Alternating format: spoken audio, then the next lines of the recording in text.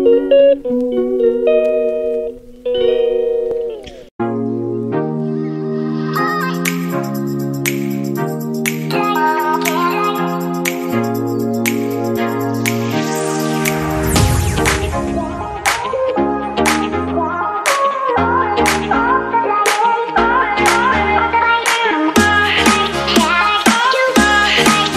Guys, Radhe Radhe. क्या हाल है जी आपका? आई होप आप सब ठीक ठाक होंगे।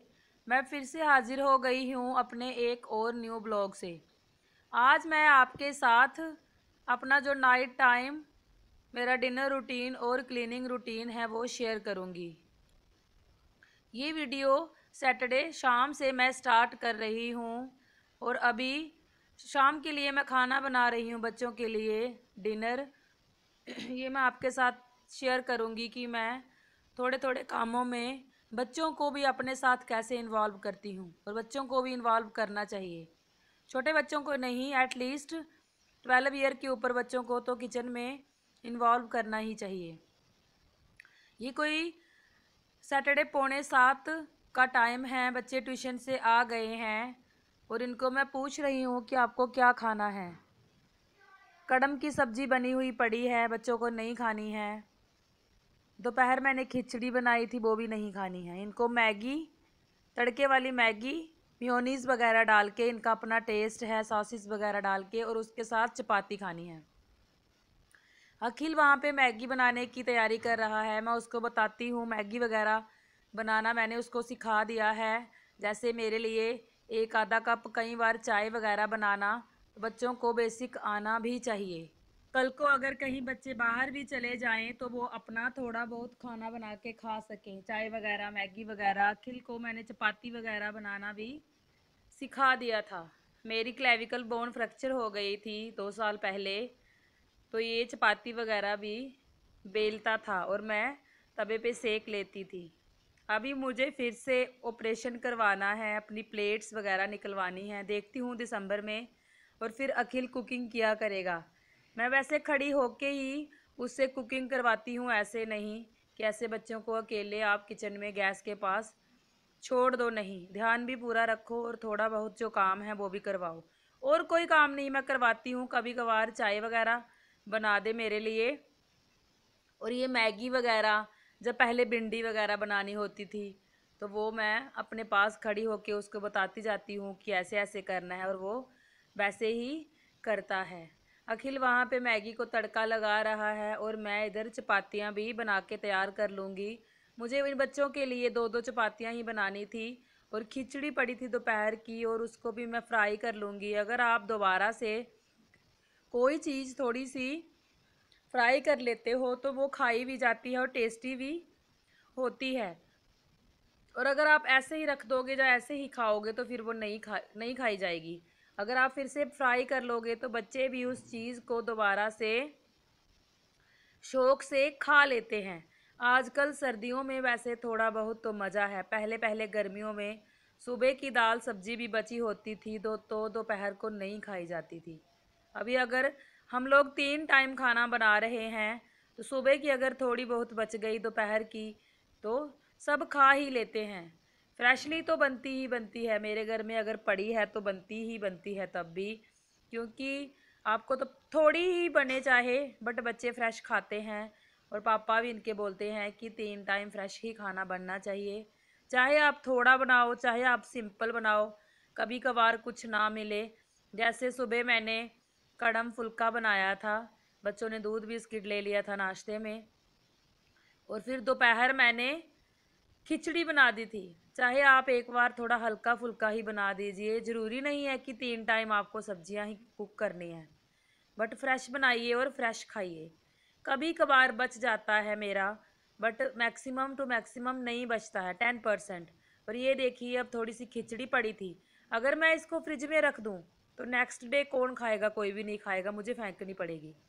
इसीलिए मैंने इसको भी तड़का लगा दिया है हींग और जीरे का। साथ में ये गर्म हो जाएगी और साथ में थोड़ी सी टेस्टी हो जाएगी, और ये भी खाई जाएगी। और ये भी ख़त्म हो चुकी थी, ये भी सबने थोड़ी थोड़ी खाई और ख़त्म हो गई। मैं ऐसे ही करती हूँ, ये नहीं कि आप चीज़ें फ्रिज में डाल दो अगर आप चीज़ें फ्रिज में डाल दोगे तो नेक्स्ट डे वो कोई नहीं खाएगा, वो चीज़ें बाहर ही आपको फेंकनी पड़ेंगी। मैं कोशिश करती हूँ कि वेस्टेज कम से कम हो, बट ऐसा होता भी है बहुत ही कम। कभी कभार महीने में एक आधी बार ही ऐसा होता है कि मेरे से वेस्टेज होती है, वरना नहीं। जब मैं कहीं चली गई हूँ तो फ्रिज में आटा वगैरह थोड़ा बहुत रह गया है, तो ऐसे नहीं, रोज़ रोज़ नहीं। वैसे अन्न हमें बर्बाद नहीं करना चाहिए। अन्न की कीमत समझ के हमें अन्न को अच्छे से खाना चाहिए और बच्चों को भी सिखाना चाहिए कि खाने की क्या कीमत होती है। जो हमारे नीचे लोग हैं बेचारे, उनको देखना चाहिए। जो बेचारे जिनको एक टाइम का भी खाना नसीब नहीं है, हमें उनकी तरफ देखना चाहिए और फिर अपना घर देखना चाहिए कि जो कमा रहे हैं, जो बाहर गए हैं, इतनी ठंड में बर्फ़ में जो जॉब कर रहे हैं आर्मी वाले हमारे, तो वो कितनी मुश्किल से बेचारे ड्यूटियां दे रहे हैं और हम फैमिलीज़ उनकी घर पे हैं। बहुत ही कष्ट के साथ वो बेचारे अपनी ड्यूटी करते हैं। और इन दिनों तो वहाँ कारगिल वाली साइड, ग्लेशियर वाली साइड तो बुरी हालत है, बर्फ़ पड़ी हुई है। हमारे इधर जम्मू में तो नॉर्मल ठंड है, फिर भी हमें ठंड लगती है, अंदर अंदर ही रहना है। और वो बेचारे बर्फ़ में रह रहे हैं। बर्फ़ का ही पानी उनको गर्म करके पीना है और बर्फ़ का ही पानी उनको गर्म करके नहाना है। उनसे अगर हम पूछेंगे तो फिर पता चलता है कि पैसों की क्या कीमत होती है। और अगर हम अपने घरों में ऐसे वेस्टेज करेंगे या ऐसे ही किसी भी चीज़ का नुकसान करेंगे तो वो अच्छा नहीं लगता है, ना उनको लगेगा और ना ही भगवान को लगेगा। हमें तो अन्न को भगवान का प्रसाद समझ के, बड़ी ही भगवान के दया दृष्टि समझ के उसको स्वीकार करना चाहिए। जितना आप खाइए उतना ही लीजिए, जितना आपके घर में लगता है क्वांटिटी, आप उतना ही कोशिश करिए बनाइए। एक आधी चपाती अगर बच जाती है तो कोई बात नहीं, आप अपने घर के आसपास कुत्तों को दे सकते हो। एक्स्ट्रा बना के भी रख सकते हो, दो चार उनको आप दे सकते हो, वो तो बहुत ही अच्छी बात है। कुत्तों को दे सकते हो, गाय घूम रही होती हैं बेचारी, ऐसे उनको आप रूटीन में दे सकते हो। बट ऐसे नहीं कि आप ऐसे ही बना बना के फेंकिए। बहुत लोगों को देखा है मैंने, लोग बिल्कुल भी परवाह नहीं करते हैं। बट अन्न देवता के साथ ऐसा नहीं करना चाहिए, उनको अच्छे से सम्मान के साथ धारण करना चाहिए। और बच्चों को भी हमें यही सिखाना चाहिए कि हर एक चीज़ की रिस्पेक्ट हमें जो करनी चाहिए। जो हमसे नीचे लोग हैं, जहाँ कोई भी है, कोई भी काम करता हो, चाहे छोटे से छोटा बड़े से बड़ा, सबकी हमें समाज में, सोसाइटी में रहते हुए हर एक इंसान की अपनी एक वैल्यू है। हर एक इंसान की अपनी एक कीमत है, उसकी सेल्फ रिस्पेक्ट है और सबकी हमें करनी चाहिए। अगर आप किसी को अच्छा नहीं बोल सकते तो बुरा भी नहीं बोलना चाहिए। ऐसे संस्कार हमें खुद सीखने चाहिए और अपने बच्चों को भी सिखाने चाहिए। आज हमारे पास कुछ है तो ये गारंटी नहीं है कि कल भी होगा। आज हमारा शरीर है तो ये गारंटी नहीं है कि कल भी होगा।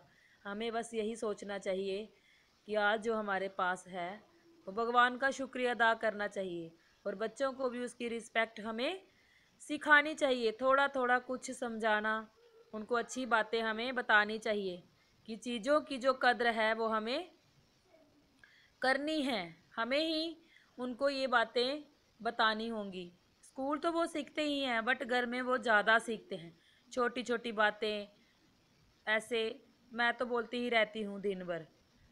तो अभी खाना मेरा बन गया है, खाना हमने खा भी लिया है। नीचे बैठ के लॉबी में हम नीचे बैठ के मज़े के साथ खाना खाते हैं। नीचे बैठ के हमें खाना खाना चाहिए, ज़मीन के ऊपर आलती पालती मार के। बेड बिस्तर के ऊपर हमें खाना नहीं खाना चाहिए। ये भी एक चीज़ अपनी आदत में हमें शामिल करनी चाहिए। ऐसा नहीं कि आप बेड बिस्तर के ऊपर ही खाना खाइए, नहीं, हमें नीचे बैठ के भी खाना खाना चाहिए। खाना वाना हमारा हो गया है और अब मैं जो बर्तन हैं वो भी क्लीन कर लूँगी और अपनी जो किचन है उसको भी मैं अच्छे से क्लीन कर लूँगी। ये काम मैं लाइफ में कभी नहीं छोड़ती हूँ, चाहे मेरी तबीयत जितनी मर्जी ख़राब हो जाए। कभी भी मैंने, चाहे मैं जितना मर्जी बीमार हूँ, जितना मर्जी मुझे फीवर हो, किचन क्लीन करना मेरी आदत में शामिल है। बर्तन भी मैं जूठे नहीं छोड़ती हूँ और किचन भी मैं गंदी नहीं छोड़ती हूँ। चाहे 10 बज जाए, चाहे जितना मर्जी टाइम हो जाए, बट मैं नहीं छोड़ती हूँ। हम तो 7 साढ़े 7 बजे तक फ्री हो जाते हैं, क्योंकि बस बच्चों को वही एक आधी चपाती खानी है और उसके बाद मुझे किचन काउंटर टॉप क्लीन करना है, बर्तन साफ़ करने हैं। और अगर मैंने जब वो स्कूल हों तो जो उनकी यूनिफॉर्म वगैरह शाम को डाली होती है और लास्ट में मुझे वही निकालनी है, तो उसके बाद हम फ्री होते हैं। और सुबह हमें जल्दी उठना पड़ता है, 4:30 बजे के करीब तो मुझे उठना ही पड़ता है। 5 बजे तक मैं अपना काम कर लेती हूँ, नहाने धोने वाला, और 5 बजे से मेरी जो डेली रूटीन है वो स्टार्ट हो जाती है। जब बच्चों के स्कूल होते हैं तो बच्चों को मैं 5:45 बजे के करीब उठाती हूँ और 7 बजे उनकी जो गाड़ी है वो आ जाती है। बच्चों को भी 1 घंटा तो लग ही जाता है नहा धो के तैयार होने में, इतना टाइम तो लगता ही है, क्योंकि सुबह सुबह एनर्जी लेवल भी बच्चों का डाउन होता है। ये था मेरा आज का वीडियो। आई होप आपको पसंद आया होगा। अगर आपको पसंद आए तो प्लीज़ चैनल को सब्सक्राइब कीजिएगा, वीडियोस को लाइक शेयर करना ना भूलिएगा। और मैं आपको मिलती हूँ अपने नेक्स्ट ब्लॉग में। तब तक के लिए बाय गाइस।